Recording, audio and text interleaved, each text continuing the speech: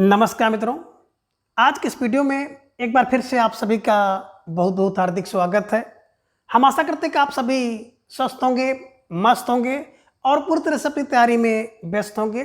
तो मित्रों, आज के इस वीडियो में हम हिंदी साहित्य इतिहास के अंतर्गत उपन्यास विधा और उपन्यास विधा से संबंधित सभी महत्वपूर्ण और संभावित प्रश्नों को व्याख्यात्मक तरीके से हल करेंगे और इसके साथ इन्हें ट्रिक की सहायता से याद करने का भी प्रयास करेंगे। तो हम आशा करते हैं कि वीडियो आप सबके लिए बहुत ही महत्वपूर्ण होने वाला है, इसलिए इस वीडियो को आप लोग अंत तक जरूर देखें। और अगर आपको थोड़ा सा भी उचित लगे तो इस वीडियो को अपने जो परिचित लोग हैं उनके पास भी शेयर कर दें। तो इसके पूर्व की वीडियो में हम लोगों ने कुल 50 प्रश्नों को देखा था, तो आज के इस वीडियो में उसके आगे के प्रश्नों को हम लोग जानेंगे। तो जैसा कि स्क्रीन पर आप देख पा रहे हैं, प्रश्न संख्या 51 कि हिंदी उपन्यास में प्रेमचंद युग का प्रारंभ कब से कब तक माना जाता है। प्रश्न है कि हिंदी उपन्यास में प्रेमचंद युग का आरंभ कब से कब तक माना जाता है। जवाब के रूप में आपके सामने है 4 विकल्प। विकल्प ए है 1850 से 85 ईस्वी, विकल्प बी 1918 से 1936 ईस्वी, विकल्प सी 1936 से 1942 या फिर विकल्प डी है 1900 से लेकर के 1918 तक का। प्यारा सा प्रश्न और आप सबका जवाब बिल्कुल धीरे धीरे आ गया कि सर विकल्प बी को लॉक किया जाए, है ना। 1918 से 1936 इज राइट आंसर, है ना। अब इसे कैसे दिमाग पे बैठाया जाए कि आपके दिमाग में हमेशा के लिए बिल्कुल छप जाए। तो देखिए मित्रों, बात करें अगर हम लोग ना, तो बिल्कुल प्रेम का युग जो होता है, प्रेम का समय जो होता है ना, वो 18 से 36 ही होता है। जिसको प्रेम होगा ना वो 18 से 36 में ही हो जाएगा। इसके बाद तो प्रेम व्रेम सब खत्म हो जाता है। व्यक्ति अपने रोजी रोटी में लग जाता है, अपने कमाने में और अपने जो भी व्यवसाय सर्विस जो कुछ भी है उसमें लगा रहता है। तो ये एक क्लू है, इसे बिल्कुल दिमाग पे आप बैठा लीजिएगा कि प्रेम का युग, भैया प्रेम का युग तो 18 से 36 तक का होता है। इसके बाद बिल्कुल सब अपनी अपनी गृहस्थी में लग जाते हैं। तो ये क्लू है, इसका वास्तविकता से कुछ संबंध हो या ना हो, ठीक है। और बात करें यही 1918 और 36 का समय है ना, जब व्यक्ति अपने फील्ड में छाया रहता है, अपने क्षेत्र में छाया रहता है, तो छायावाद का समय भी यही है, ध्यान में रखिएगा। विकल्प 1850 से 85 की बात करते हैं तो भारतेंदु जो काव्य का आपने देखा था, और 36 से 42 की बात करते हैं तो बिल्कुल आपके दिमाग में भी बैठना चाहिए, द्विवेदी युग आपने देखा ही कि 1900 से लेकर 1918 तक का। तो फिलहाल जो प्रश्न था उस प्रश्न को आप बारीकी से पकड़िएगा कि जो प्रेम का युग होता है 18 से 36, विकल्प B is a right answer, ठीक है। चलिए आगे प्रश्न संख्या 52 है कि प्रेमचंद को प्रेमचंद नाम किसने दिया। विकल्प कह रहे कि मुंशी मणिकलाल वर्मा ने दिया, विकल्प बी दया नारायण निगम ने दिया, विकल्प सी कह रहे हैं कि शरद चंद्र चट्टोपाध्याय ने दिया, या फिर विकल्प डी अमृत राय ने दिया है। तो प्रश्न संख्या 52 का जवाब आप सबको देना है। एक बेहतरीन प्रश्न आप सबके स्क्रीन पर है, स्टार लगाइए और इसे बिल्कुल अपनी नोटबुक में भी दर्ज करिए। तो चैनल पर जो नए भाई बहन हैं वो ट्रिक को बिल्कुल आप लोग नोट करते हुए चलिए। निश्चित रूप से आपके जीवन में बहुत इसका महत्व होगा और जो चीज़ आप एक बार दो बार पढ़ लेंगे हमेशा के लिए कंठस्थ हो जाएगा। तो बिल्कुल धीरे धीरे आप सबका जवाब भी आ गया कि सर विकल्प बी को लॉक किया जाए। तो निश्चित रूप से जिन भाई बहनों का जवाब विकल्प बी, सुंदर तैयारी और बहुत अच्छी आप लोग जो प्रश्नोत्तरी है ना उसमें आप लोगों की सक्रियता मैं देखता हूँ। प्रत्येक दिन ढेर सारे भाई बहन मेरे साथ रेगुलर तरीके से जुड़ते हैं और अंतिम तक वीडियो को देखते हैं। तो ऐसे भाई बहनों को ढेर सारा आभार और उन भाई बहनों को भी उतना ही आभार जो कि वीडियो के बाद में देखते हैं और एक प्यारा सा कमेंट भी करते हैं। तो आप सबका प्रेम, स्नेह और विश्वास ही मुझे इतना कुछ करने के लिए प्रेरित करता है। तो बिल्कुल सही जवाब आप सबका कि सर विकल्प बी को लॉक किया जाए। तो विकल्प B Daya Narayan Nigam is right answer. अब कैसे आपके दिमाग में बैठे कि प्रेमचंद नाम है ना किसने दिया। तो देखियो भैया, प्रेम है ना, तो बिल्कुल प्रेम कैसे आती है, बोले सर दया से आती है। तो दया और प्रेम, जहाँ प्रेम है वहाँ पे दया है, जहाँ पे प्रेम है वहाँ पे दया है। तो प्रेम और दया का बड़ा घनिष्ठ संबंध है, ये ध्यान में रखिएगा कि जैसे देखिएगा प्रेमचंद नाम और जहाँ पे देखिएगा दया नारायण निगम, बस दोनों को मिला दीजिएगा, प्रेम और दया, दया और प्रेम, ठीक है ना। यहाँ पे विकल्प आप देख रहे हैं मुंशी मणिकलाल वर्मा जी का।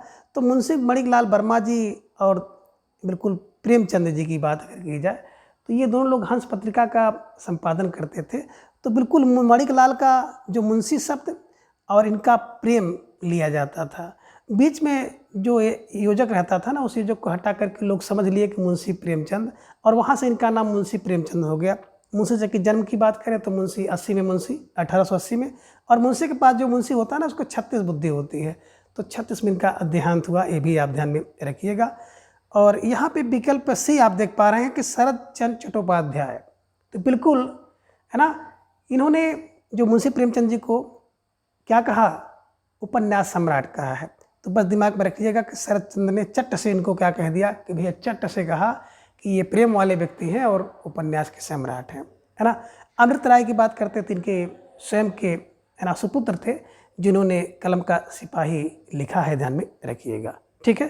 तो निश्चित रूप से इनकी जो जूनी लिखी गई कलम का सिपाही मुंशी अमृत राय द्वारा, ठीक है। चलिए, तो फिलहाल जो प्रश्न था आपका विकल्प B Dayanarayan Nigam is right answer. प्रश्न संख्या 53 कि प्रेमचंद घर में जीवनी किसने लिखा है। विकल्प कह रहे कि अमृत राय ने लिखा, विकल्प बी मदन गोपाल ने लिखा, विकल्प सी शिवरानी देवी ने, या फिर विकल्प डी शिवानी ने। तो प्रश्न संख्या 53 का जवाब आप सबको देना है। एक बेहतरीन प्रश्न है और सोच विचार कर आपको जवाब देना होगा, और धीरे धीरे आप सबका जवाब भी आ गया कि सर विकल्प सी को लॉक किया जाए, विकल्प सी शिवरानी देवी इज राइट आंसर।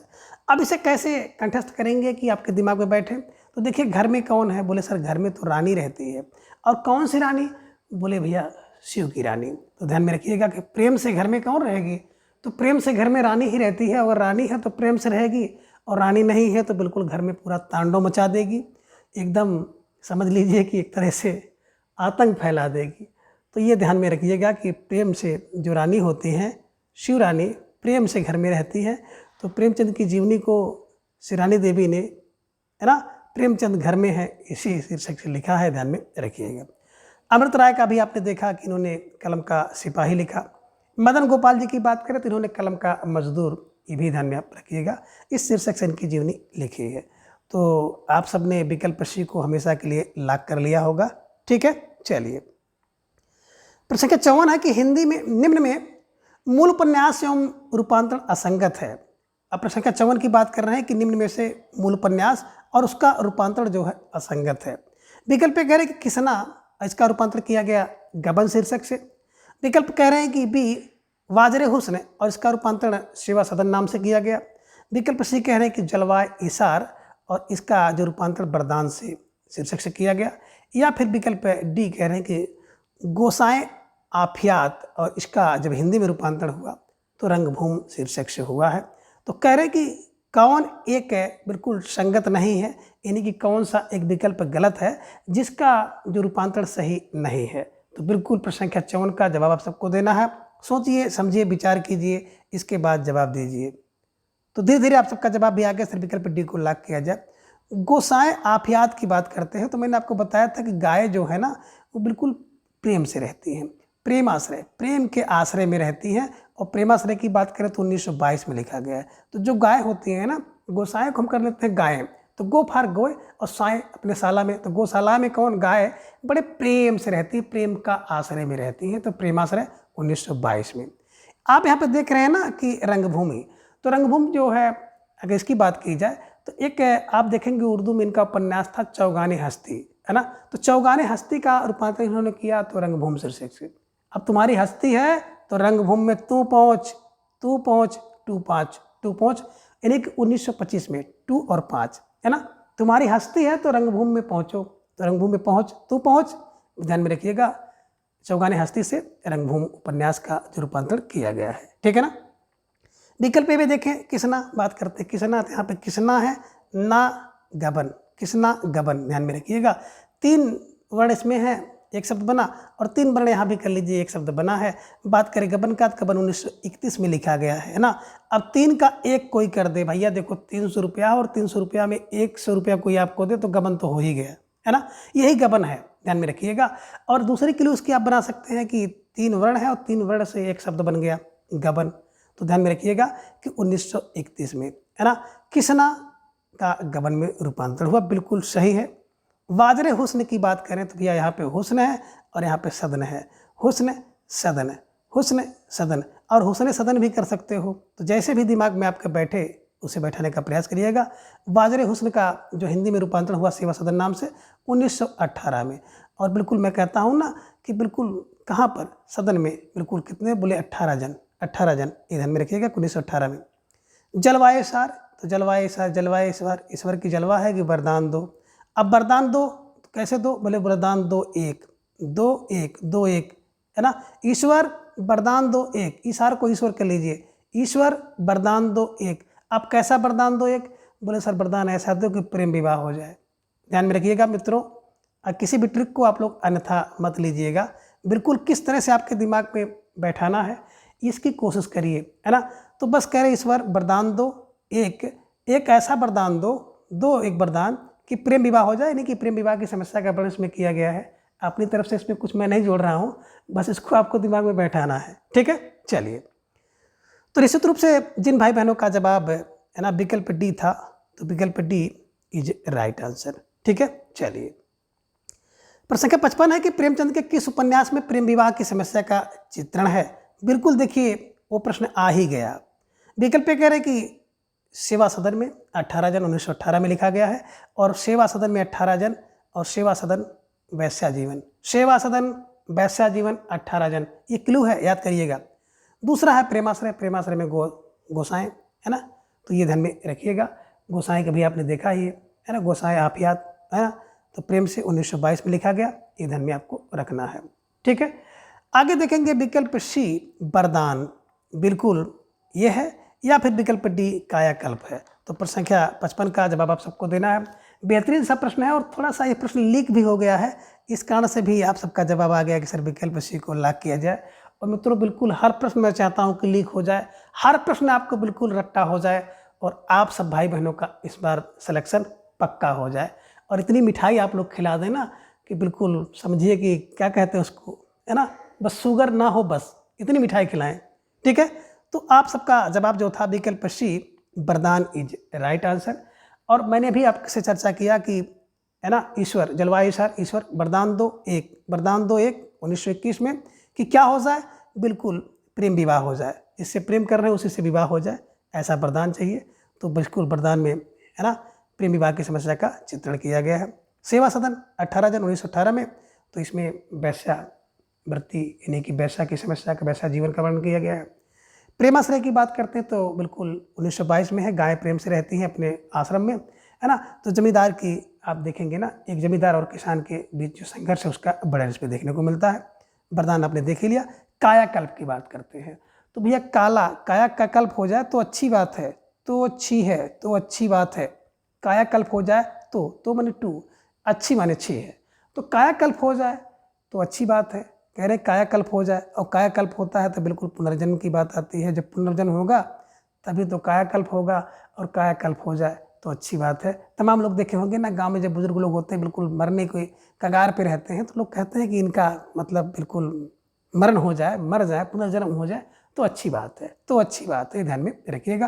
तो निश्चित रूप से आप सब इस तरह से याद करने का प्रयास करिएगा। सारे के सारे उपन्यास, सारे के उपन्यासों का जो सन है और सारी जो विषय वस्तु है आपको कंठस्थ हो जाएगी। और मित्रों बिल्कुल प्रश्नावली जब निर्माण हम करते हैं तो 2-4 प्रश्न बनाने के बाद अगर बीच में उठ गए किसी काम से, बाद में आते हैं तो कोई विकल्प दूसरे प्रश्न का टाइप हो गया या दिमाग में कुछ और हो गया, और कभी कभी इस तरह की गलतियाँ हो जाती हैं।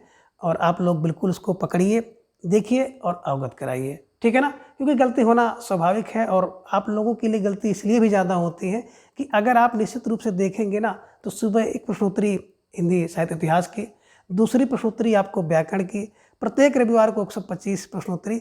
आप कोचिंग को छोड़ दीजिए तो किसी भी चैनल पे आपको इतनी प्रश्नोत्तरी और इतनी क्लासें नहीं मिलेंगी। एक और करने वाला मैं अकेला हूँ। इसके अलावा भी अपने स्कूल के काम को निपटाने के बाद जो टाइम मिलता है तो कोशिश करता हूँ कि बिल्कुल, है ना, अधिक से अधिक प्रश्न आपको अच्छी तैयारी कराने का प्रयास करूँ। और कभी कभी तो ऐसा हो जाता है कि जल्दीबाजी में जो किताब सामने आई उसी किताब को हमने लिया और बिना देखे सोचे समझे प्रश्नों को तैयार कर दिया और गया तो बिल्कुल उसका क्या हो गया, एक्सीडेंट हो गया। एक आध प्रश्न ऐसे आ गए, ठीक है ना। तो इसमें बहुत ज़्यादा आप लोगों को ऐसा कुछ लेने की बात नहीं है। बिल्कुल आप मुझे अवगत कराएं, मुझे किसी प्रकार का कोई बुरा नहीं लगता है और ना ही अपने आप को मैं इतना बड़ा विद्वान मानता हूँ। बिल्कुल आप लोग हिंदी के विद्यार्थी हैं तो मैं भी हिंदी का विद्यार्थी हूँ। हर व्यक्ति जीवन पर्यंत सीखता है। आप लोगों से बहुत कुछ सीखता हूँ और आप लोगों को बहुत कुछ सिखाता हूँ। ठीक है ना। तो चलिए फिलहाल एकदम बिल्कुल सही जवाब आप सबका जो था विकल्प सी इज राइट आंसर। ठीक है, चलिए प्रश्न संख्या 56 है कि प्रेमचंद के किस उपन्यास को संशोधित करके प्रतिज्ञा शीर्षक उपन्यास लिखा गया। विकल्प ए कह रहे कि सेवा सदन है, विकल्प बी प्रेमा है, विकल्प सी गोदान या फिर विकल्प डी कर्मभूमि। तो प्रश्न संख्या 56 का जवाब आप सबको देना है। एक बेहतरीन प्रश्न है आप सबकी स्क्रीन पर और धीरे धीरे आप सबका सुंदर सा जवाब आ गया कि सर विकल्प बी को लॉक किया जाए, प्रेमा इज राइट आंसर। तो निश्चित रूप से जिन भाई बहनों का जवाब विकल्प बी है आप सब बधाई के पात्र हैं और आप सबकी तैयारी बहुत ही सुंदर है। बात करें प्रेमा की तो प्रेमा उपन्यास मुंशी प्रेमचंद जी ने 1907 ईस्वी में लिखा था। तो प्रेम में साथ देना जरूरी होता है, ये ध्यान में रखिएगा। सेवा सदन अभी आपने देखा 18 जन वैश्या जीवन है ना। गोदान की बात करते हैं तो गो का दान करो भैया, 36 यत्न करके गोद का दान करो 1936 में। और कर्मभूमि की बात करते हैं ना तो कर्मभूमि में रंगभूमि में तुम पहुँचो, तू पहुँच, ध्यान में रखिएगा 1925 में। और कर्मभूमि में तन मन धन तीनों से लग जाओ, तन मन धन तीनों से लग जाओ, है ना। तो 33 में लिखा गया है। और इसके विषय वस्तु अगर आपको रटनी है तो बिल्कुल कर्मभूमि में कहते तीनों से, तो हिंदू मुस्लिम थे, अछूत और दलित तीनों का समस्या का वर्णन किया गया है, ये ध्यान में आप रखिएगा। तो फिलहाल आपका जो जवाब था विकल्प B Prema is right answer. और कैसे दिमाग में रखेंगे, देखिए प्रेमचंद के किस उपन्यास की बात करते हैं, संस्कृत की प्रतिज्ञा। अब प्रतिज्ञा का मतलब हो गया प्रेम में प्रतिज्ञा लेते हैं व्यक्ति, है ना। जब किसी को है ना देखे होंगे कि जब प्रेम होता है तो बिल्कुल प्रतिज्ञा दोनों साथ साथ लेते हैं। 1929 में प्रतिज्ञा लिखा गया है, आई थिंक बहुत क्लियर तो नहीं है लेकिन शायद 1929 में लिखा गया है, ये आप ध्यान में रखिएगा, ठीक है ना। और दोनों साथ साथ क्या करते हैं, प्रतिज्ञा लेते हैं। तो दोनों साथ साथ प्रतिज्ञा लेते हैं। कब बोले सर, प्रेम में। तो प्रेम में प्रतिज्ञा लेते हैं कि नहीं लेते हैं कि 7 जन्म तक साथ नहीं छोड़ेंगे, ये वो दुनिया भर का, और बाद में राम जाने क्या होता है। तो फिलहाल आप सबको यही ट्रिक बनाना है और इसी क्लू की सहायता से याद करना है कि दोनों प्रेम में प्रतिज्ञा लेते हैं। प्रेम माने प्रेमा और प्रतिज्ञा, ठीक है ना, इस शीर्षक से लिखा गया, ये ध्यान में रखिएगा, ठीक है। चलिए प्रश्न संख्या 57 है कि निम्न प्रेमचंद के किस नाटक का समय असंगत है।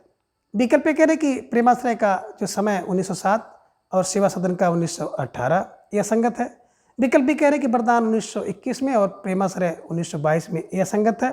विकल्प सी कह रहे कि रंगभूमि में यानी कि रंगभूमि 1925 और कायाकल्प 1926 यह संगत है।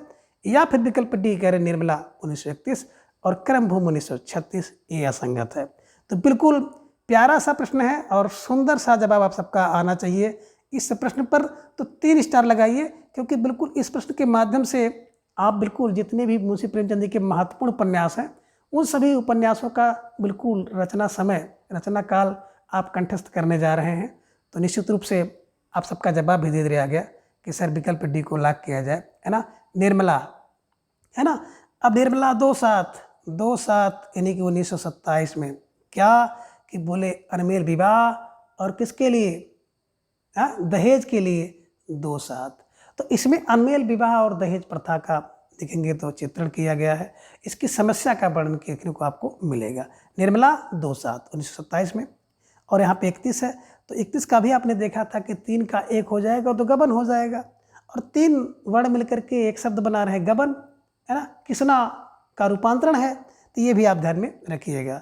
और बात करें कर्मभूमि में तो कर्मभूमि में तीनों से लग जाओ ना, तीनों तन मन धन तीनों यानी 1933 में लिखा गया है। और 36 यत्न करके तो आपको गो का दान करना है ना। तो गोदान का 36 से ध्यान में रखिएगा। सबको नोट करते हुए चलिए, ट्रिक भी अगर आपको लगे कि हाँ कुछ कारगर है, आपको याद करने में मदद है तो उसे नोट कर लीजिए, ठीक है ना। अब देखिए विकल्प प्रेम से साथ साथ रहो, 7/7 1907 में। सेवा सदन में 18 जन, मैंने बहुत पहले चर्चा किया कि सेवा सदन में 18 जन वैश्या जीवन, ठीक है। वरदान 2, है ना, वरदान 2 ईश्वर, वरदान 2 1 कि प्रेम विवाह हो जाए, है ना। और प्रेम आश्रय की बात करते हैं तो प्रेम के आश्रय में दोनों साथ साथ रहते हैं, दोनों है, ये ध्यान में रखिएगा। रंगभूमि में तू पहुँच भैया, 2 पहुँच, है ना। और कायाकल्प हो जाए तो अच्छी बात है, तो अच्छी बात है, तो अच्छी, है ना, कायाकल्प हो जाए तो अच्छी है, ये ध्यान में रखिएगा। तो निश्चित रूप से इन सभी ट्रिक की सहायता से आप इन्हें याद कर सकते हैं। और बिल्कुल रविवार का दिन था कल, तो इस कारण से थोड़ा समय मिल गया और जब समय मिल जाता है तो बिल्कुल प्रश्नोत्तरी को टाइम देता हूँ और बिल्कुल कोशिश करता हूँ कि आपको बिल्कुल आसानी के साथ व्याख्यात्मक रूप से प्रयास करूँ। ठीक है, चलिए। प्रश्न संख्या 58 है कि जालपा और रतन किस उपन्यास के पात्र हैं? तो विकल्प ये कह रहे हैं कि गोदान के, विकल्प बी गबन के, विकल्प सी प्रेमाश्रय या फिर विकल्प डी है ना गबन। ये ध्यान में रखिएगा। विकल्प ये कह रहे हैं गोदान, सेवा सदन, प्रेमाश्रय और गबन। 4 विकल्प आपके स्क्रीन पर। जवाब आपको देना है कि जालपा और रतन किस उपन्यास के पात्र हैं। सुंदर सा प्रश्न है और बहुत तेजी के साथ आप सभी का जवाब आया कि सर प्रश्न संख्या 58 का विकल्प डी को लॉक किया जाए, गबन इज राइट आंसर है ना। गबन 1931 में 3 का 1 हो जाएगा तो बिल्कुल गबन हो जाएगा। जालपा और रतन प्रमुख पात्र हैं। एक मध्यम वर्गीय आप कह सकते हैं परिवार की आर्थिक दशा का वर्णन है। ठीक है, चलिए।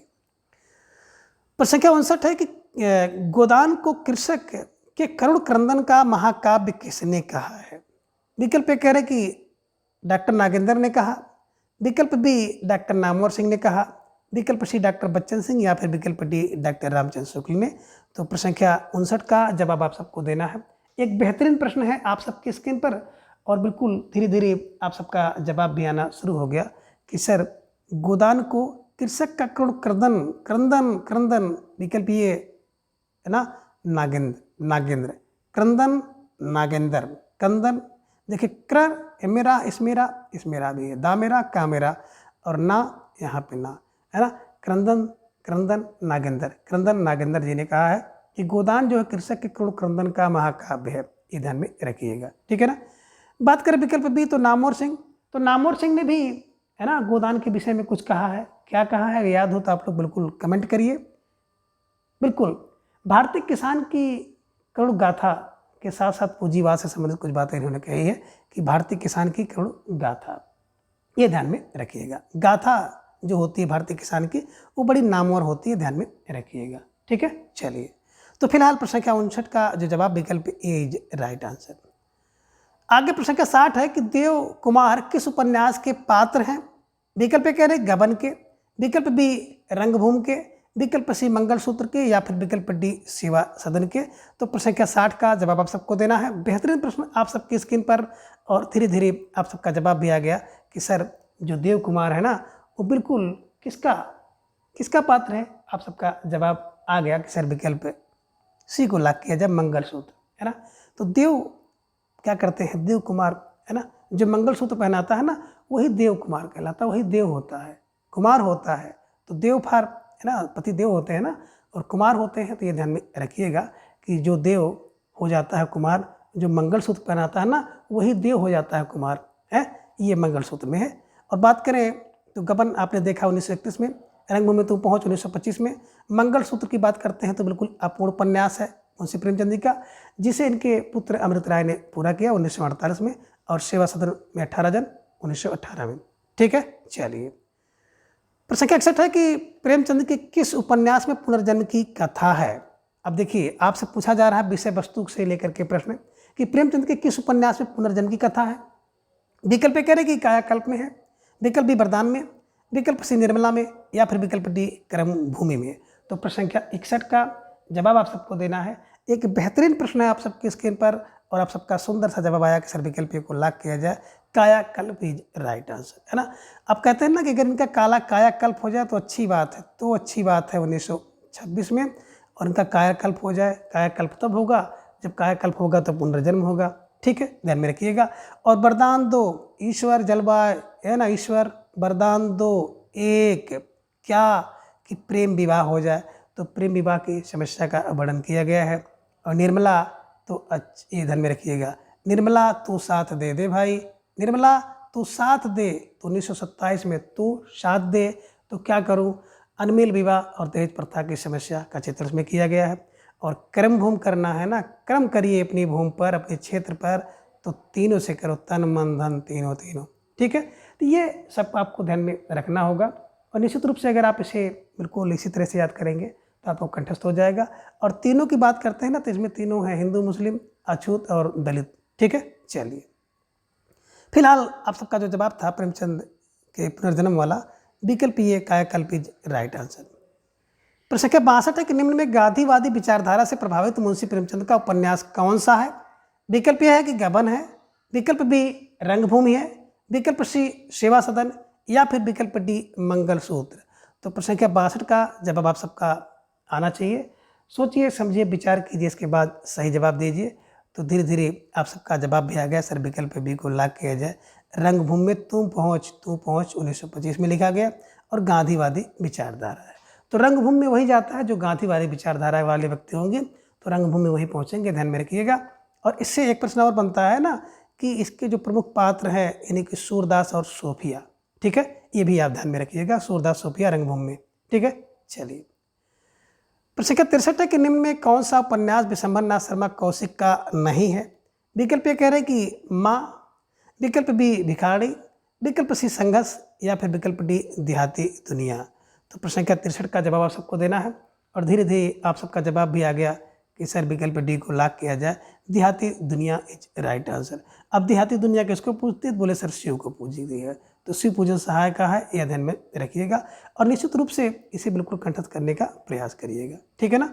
और एक स्मृति के आधार पर लिखा गया हिंदी साहित्य का प्रथम उपन्यास है। स्मृति आती है ना, देहाती दुनिया की स्मृति आती है, ध्यान में रखिएगा, ठीक है।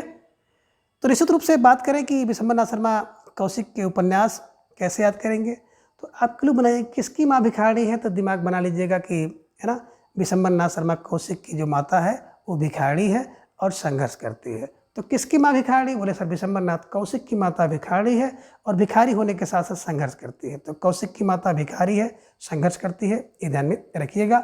बात करें माँ की, तो माँ तो भैया दोनों है ना, ध्यान में रखिएगा, एक धरती माँ और एक अपनी माँ, तो माँ दोनों है, दोनों फार दोनों 1929 में लिखा गया है, ये ध्यान में आप रखिएगा, ठीक है ना। बात करें भिखारी, तो भिखारी तो दुनिया है, दोनों है ना। एक अमीर व्यक्ति वो भी भिखारी है, कुछ मांग रहा है, जो गरीब व्यक्ति है वो भी मांगता है कुछ ना कुछ, तो दाता एक राम भिखारी सारी दुनिया, तो दोनों भिखारी हैं, सब भिखारी हैं, ध्यान में रखिएगा। और संघर्ष की बात करते हैं तो भैया संघर्ष तो तब तक चलेगा है ना जब तक लाइफ है, तो 45 में लिखा गया। और आप दिमाग में ऐसे बैठा सकते हैं ना, कब 1947 में संघर्ष शुरू किया गया था, तो 45 में संघर्ष, ध्यान में रखिएगा, 45 में संघर्ष लिखा गया, ठीक है। निश्चित रूप से आप सब इसे ध्यान में रखिएगा और याद करने का प्रयास करिएगा। देहाती दुनिया 1926 में लिखा गया है, ध्यान में रखिएगा, शिव पूजन सहाय द्वारा। और आपने पढ़ा था कि हिंदी साहित्य का पहला है ना स्मृति के आधार पर लिखा गया उपन्यास है। स्मृति किसकी होती है, देहाती दुनिया की याद आती है, ठीक है। चलिए, तो निश्चित रूप से आप सबका जो जवाब था विकल्प डी इज राइट आंसर। प्रश्न संख्या 64 है कि मनोरमा एवं मंगल प्रभात उपन्यास किसका है। विकल्प ये कह रहे हैं कि शिव पूजन सहाय का है, विकल्प बी बेचन शर्मा उग्र का, विकल्प सी कौशिक का, या फिर विकल्प डी चंडी प्रसाद का। तो प्रश्न संख्या 64 का जवाब सबको देना है। बेहतरीन प्रश्न है और आप सबका सुंदर सा जवाब आया कि सर विकल्प डी को लॉक किया जाए, चंडी प्रसाद इज राइट आंसर, है ना। देखिए, मनोरम कौन है और मंगल कौन है, तो मनोरम और मंगल करने वाला जो चंडी होती है, तो चंडी फार माँ चंडी को ध्यान में रखिएगा कि माँ चंडी जो होती है ना, वो मनोरम और मंगल करने वाली होती हैं। सबके जीवन में मनोरम और मंगल प्रभात लाते हैं चंडी, चंडी फार चंडी प्रसाद को ध्यान में रखिएगा, ठीक है। चलिए, प्रश्न संख्या 65 है कि पांडे बच्चन शर्मा उग्र के उपन्यासों को घासलेटी साहित्य किसने कहा। विकल्प ये कह रहे कि बनारसी दास चतुर्वेदी ने कहा, विकल्प बी डॉक्टर बच्चन सिंह ने कहा, विकल्प सी डॉक्टर गोपाल राय, या फिर विकल्प डी रामविलास शर्मा ने। तो प्रश्न संख्या 65 का जवाब आप सबको देना है। एक बेहतरीन प्रश्न है कि पांडे बच्चन शर्मा उग्र के उपन्यासों घासलेटी साहित्य किसने कहा। तो बिल्कुल आप सबका जवाब आ गया, अक्सर विकल्प को लॉक किया जाए, बनारसी दास चतुर्वेदी इज राइट आंसर, है ना। पहले तो आप तुकांत निकालिए, घासलेटी बनारसी, बनारसी घासलेटी, बनारसी घासलेटी, ध्यान में रखिएगा। और जो बनारसी था ना, जब घास पे लेट गया तो बिल्कुल पांडे बच्चन शर्मा उग्र हो गए, ये ध्यान में रखिएगा कि पांडे बच्चन शर्मा उग्र के जो उपन्यास को घासलेटी साहित्य किसने कहा, बनारसी दास ने कहा है, ध्यान में रखिएगा, है ना, कि बनारसी जब घास पे लेटे तो पांडे बच्चन शर्मा उग्र हो गए, ठीक है। चलिए, प्रश्न संख्या 66 है कि जी जी जी 3 बार उपन्यास किसका है। विकल्प ये कह रहे हैं कि पांडे बच्चन शर्मा उग्र का है, विकल्प बी विशंबरनाथ शर्मा कौशिक का, विकल्प सी ऋषभचंद्र जैन का, या फिर विकल्प डी अनुपलाल मंडल का। तो प्रश्न संख्या 66 का जवाब आप सबको देना है। एक बेहतरीन प्रश्न है और धीरे धीरे आप सबका जवाब आ गया कि सर जी जी जी, है ना, करते करते व्यक्ति क्या हो जाता है, उग्र हो जाता है। कभी कभी देखे होंगे जी में जी, जी में जी, है ना, खाए जी, नहाए जी, चले जाओ जी, बैठ जाओ जी, तो जी जी करते व्यक्ति क्या हो जाता है, उग्र हो जाता है, ये ध्यान में रखिएगा। और अगर इसको देखें ना तो बिल्कुल पांडे बच्चन शर्मा जी का जो उपन्यास है जी जी जी 3 बार जी आप देख रहे हैं, इसमें हिंदू समाज में जो स्त्री है, स्त्री की पीड़ा का चित्रण किया गया है। अब स्त्री की पीड़ा एक क्लू आप ले लीजिएगा, इतनी भयानक पीड़ा है कि जब व्यक्ति है ना कि घर में कोई नई नवेली बहू आती है तो उस बेचारी सबके साथ जी जी लगाती है, सास जी, ससुर जी, ननद जी, जेठानी जी, यहाँ तक कि मतलब अगर कोई कुत्ता उत्ता पाला तो उसको भी जी लगाएंगी। तो ये ध्यान में रखिएगा, जी जी जी से क्या हो जाता है, बिल्कुल जो वही स्त्री है ना, हिंदू समाज की स्त्री, उसकी पीड़ा से एकदम बिल्कुल उग्र हो जाती है। तो उग्र फार पांडे बच्चन शर्मा उग्र को दिमाग में रखिएगा, इनका उपन्यास है। और अभी आपने देखा कि हिंदू समाज में स्त्री पीड़ा का चित्रण है ना, तो बिल्कुल इसको आप लोग महसूस कर सकते हैं। और बिल्कुल मेरा उद्देश्य किसी को कमेंट करना नहीं है और ना ही किसी की भावनाओं को ठेस पहुंचाने का है। आज भी समाज में बिल्कुल दोनों प्रकार के लोग हैं, अच्छे बुरे हर जगह हैं। आज के समाज में अगर देखा जाए तो बहुत सुधार आ गया है। अब वो समाज नहीं रहा, लेकिन निश्चित रूप से एक समय था जब बिल्कुल समाज में इस तरह की समस्याएं थी कि बहू बेचारी जी जी करती रहती थी, है ना, ये ध्यान में रखिएगा। और ये भी बड़ी खूबसूरत बात है कि स्त्री पर जितने अत्याचार स्त्री लोग करते हैं पुरुष शायद नहीं करते हैं। तो इसलिए थोड़ा सा समाज में ये भी संदेश जाना चाहिए कि स्त्री होकर स्त्री के ऊपर बिल्कुल अत्याचार नहीं करना चाहिए। तो बिल्कुल हम लोग का उद्देश्य तो बिल्कुल था प्रश्नोत्तरी को हल करना। और मित्रों बिल्कुल क्षमा चाहेंगे अगर कुछ मैं गलत कह दिया हूँ, ठीक है ना। तो निश्चित रूप से आप सबका जवाब था विकल्प ए इज राइट आंसर, ठीक है। चलिए प्रश्न संख्या 67 है कि प्रकृतिवादी उपन्यासों के जनक कौन हैं। विकल्प ए कह रहे कि भारत हरिश्चंद्र हैं, विकल्प बी ऋषभचंद्र जैन है, विकल्प सी जोला है, या फिर विकल्प डी पांडे बच्चन शर्मा उग्र हैं। तो बिल्कुल प्रश्न संख्या 67 का आपको जवाब देना है। और आप सबका गजब जवाब आया कि सर विकल्प सी को लॉक किया जाए, जोला इज राइट आंसर।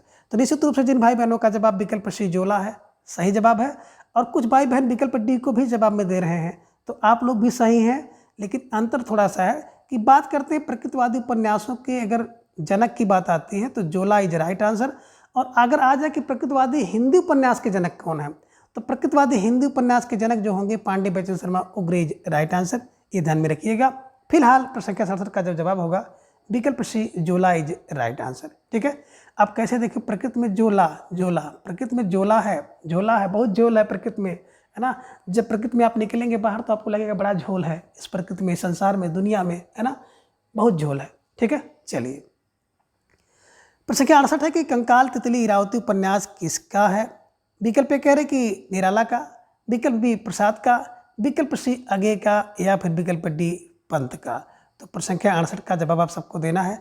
और आप सबका जवाब धीरे धीरे आ गया कि सर विकल्प बी को लॉक किया जाए, प्रसाद इज राइट आंसर, है ना। तो कंकाल तितली और इरावती तीनों क्या है, बोले प्रसाद के उपन्यास हैं। तो प्रसाद के कौन, बोले कंकाल तितली इरावती प्रसाद के उपन्यास है, ये ध्यान में रखिएगा। और बिल्कुल प्रसाद के कंकाल तितली इरावती, प्रसाद की कंकाल तितली इरावती, है ना, जो प्रसाद के जो कंकाल हैं उसकी तितली इरावती है, इसे ध्यान में रख लीजिएगा। और बात करें कंकाल की तो बिल्कुल आप ध्यान में रख लीजिएगा, जो ना प्रसाद जी ने कंकाल उपन्यास लिखा था तो इसकी रचना उन्होंने 1929 में किया था। अब दोनों क्या हो गए, सुख करके कंकाल हो गए। इसमें समाज और यथार्थ का वर्णन है। तितली की बात करते तितली ती चार 1934 में, और इरावती बेचारी क्या है 1900, है ना, देखा जाए 36 में लिखा गया उपन्यास है, अपूर्ण उपन्यास है, ये ध्यान में रखिएगा, ठीक है ना। तो आई थिंक कि बिल्कुल प्रसाद के जो उपन्यास कंकाल दोनों हो गए सुख करके। अब दोनों, है ना, समाज के यथार्थ और समाज और यथार्थ का वर्णन है, दोनों सुख करके। देखिए कभी कभी पति पत्नी दोनों सुख करके कांटा हो जाते हैं, कंकाल हो जाते हैं। तितली 3-4 का लीजिएगा 34 में, इरावती 36 में, ठीक है। चलिए तो फिलहाल आप सबका जो जवाब था विकल्प B Prasad is right answer. प्रश्न संख्या 69 है कि पैसे का साथी उपन्यास किसका है। विकल्प ए कह रहे पांडे बच्चन शर्मा उग्र का है, विकल्प बी ऋषभचंद्र जैन का है, विकल्प सी चतुर्सेन शास्त्री का, या फिर विकल्प डी अनूपलाल मंडल का। तो प्रश्न संख्या 69 का जवाब आप सबको देना है। और आप सबका जवाब भी आ गया कि सर विकल्प ए को लॉक किया जाए, पांडे, बेचन, शर्मा, उग्रीव, राइट आंसर है ना। तो पैसे का साथी कौन है? बोले सर पैसे के साथी, सॉरी ये नहीं, विकल्प भी होना चाहिए, विकल्प भी, ऋषभ चरण जैन इज राइट आंसर है ना। तो पैसे का साथी कौन है? बोले सर जो रिच व्यक्ति है, ऋषभ है ना, ये ध्यान में रखिएगा। और ऋषभ को आप क्लू बनाइएगा, रिच माने होता है ना, एक शब्द है रिच माने होता है धनी। तो ऋषभ व्यक्ति, जो रिच वाला व्यक्ति है ना, वो पैसे का साथी है। अब पैसे का साथ करके व्यक्ति क्या हो जाता है? रिच हो जाता है, ऋषभ हो जाता है। ऋषभ चरण जैन को ध्यान में रखिएगा, ठीक है ना। तो बिल्कुल आप सबका जवाब विकल्प बी, ऋषभ चरण जैन इज राइट आंसर, ठीक है। चलिए प्रश्न का 70 है कि चतुर्सेन शास्त्री का उपन्यास कौन सा है? विकल्प कह रहे कि हृदय की परख उपन्यास और हृदय की प्यास ये उपन्यास चतुर्सेन शास्त्री का है। विकल्प बी कह रहे कि अमर अभिलाषा और व्यभिचार। विकल्प सी कह रहे आत्मदाह, या फिर विकल्प डी उपयुक्त है सभी। तो बिल्कुल आप सबका जवाब आ गया कि सर प्रश्न संख्या 70 का विकल्प डी सरकारी जवाब और सरकारी विकल्प इज राइट आंसर। तो निश्चित रूप से जिन भाई बहनों का जवाब विकल्प डी था, उपयुक्त सभी था, सही जवाब और सुंदर तैयारी, तो बिल्कुल इस प्रश्न के माध्यम से आप आचार्य चतुर्सेन शास्त्री जी के जो महत्वपूर्ण उपन्यास है ना, तो उन सभी महत्वपूर्ण उपन्यासों का रट्टा लगाएंगे, ठीक है ना। बात करें, देखें जो चतुर व्यक्ति है ना, बिल्कुल हृदय की परख कर लेता है और विवाह से पहले कर लेता है। ये ट्रिक है भैया, कोई चतुर व्यक्ति नहीं है अगर विवाह से पहले हृदय की परख करता है, बल्कि विवाह से पहले की जो अवैध संतान है ना, उसकी समस्या का वर्णन किया गया है हृदय की परख में। और हृदय की परख कब किया? 1918 में, ध्यान में रखिएगा। तो 1918 में लिखा गया है विवाह से पहले हृदय की परख, है ना। तो विवाह से पहले हृदय की परख करते हैं जो चतुर व्यक्ति होते हैं। एक क्लू बना रहे हैं, है ना, इसका वास्तविकता से कोई संबंध नहीं है। तो चतुर व्यक्ति हृदय की परख विवाह से पहले कर लेता है ना। बिल्कुल 18 वर्ष का चतुर व्यक्ति 1918 में हृदय की परख, है ना, किसने? चतुर्सेन शास्त्री ने लिखा। विवाह से पहले अवैध संतान की समस्या में, है ना, उसका वर्णन किया गया है। दूसरा जो चतुर व्यक्ति होता है ना, उसे बिल्कुल हृदय की प्यास होती है, एक दूसरे के हृदय की बात को जानने की प्यास होती है चतुर व्यक्ति में, है ना। और जो चतुर व्यक्ति होता है उसकी अभिलाषा अमर होती है, बड़ी अभिलाषा होती है, बड़ी, है ना, ये ध्यान में रखिएगा। और बिल्कुल जो चतुर व्यक्ति होता है ना, वो व्यभिचार और आत्मदाह का ख्याल कभी नहीं लाता है। तो ना तो कभी व्यभिचार करेगा और ना तो आत्मदाह करता है। कौन? चतुर व्यक्ति। तो निश्चित रूप से आप सबका जो जवाब था ना, विकल्प डी सही जवाब था। कैसे दिमाग में बैठाएंगे? चतुर व्यक्ति विवाह से पहले हृदय की परख कर लेता है। चतुर व्यक्ति में क्या होता है? हृदय की प्यास होती है। चतुर व्यक्ति में अमर अभिलाषा होती है। व्यभिचार और आत्मदाह कभी करता भी नहीं और करने के लिए किसी को कहता भी नहीं, इसके बारे में सोचता भी नहीं, ठीक है ना। तो निश्चित रूप से आप सबका जो जवाब था विकल्प डी इज राइट आंसर, ठीक है। चलिए प्रश्न क्या कहता है कि ऋषभ चरण जैन का उपन्यास कौन सा है? विकल्प कह रहे कि पैसे का साथी और दिल्ली का दला व्यभिचार। विकल्प बी कह रहे कि वैश्यापुत्र और मास्टर साहब। विकल्प सी कह रहे कि सत्याग्रह और रहस्यमयी, या फिर विकल्प डी उपयुक्त है सभी। तो निश्चित रूप से आप सबका जवाब भी आ गया कि सर प्रश्न संख्या 71 के विकल्प डी सरकारी जवाब, सरकारी विकल्प को लाग किया जाए। तो निश्चित रूप से जिन भाई बहनों का जवाब विकल्प डी था, सही जवाब, सुंदर तैयारी। और इस प्रश्न के माध्यम से आप ऋषभ चरण जैन जी के जो महत्वपूर्ण उपन्यास है ना, उन सभी उपन्यासों का बिल्कुल रट्टा लगाएंगे। अब कैसे? मैंने भी आपको बताया ना कि ऋषभ को आप कर लीजिए ऋषभ माने धनी व्यक्ति जो है ना, ऋषभ। तो पैसे का साथी जो होगा वो धनी व्यक्ति होगा, ऋषभ होगा। तो ऋषभ कौन है? बोले सर जो पैसे का साथी है। दूसरा है ना, जो दिल्ली का व्यभिचार कौन? तो बस एक क्लू भैया, इसका किसी की भावना को ठेस पहुंचाने का उद्देश्य नहीं है। दिल्ली का व्यभिचार है ना, तो व्यभिचार बिल्कुल जो ऋषभ व्यक्ति होते हैं ना, वही व्यभिचार फैला रहे हैं। ऐसे कुछ क्लू बनाइएगा, ऋषभ, ठीक है।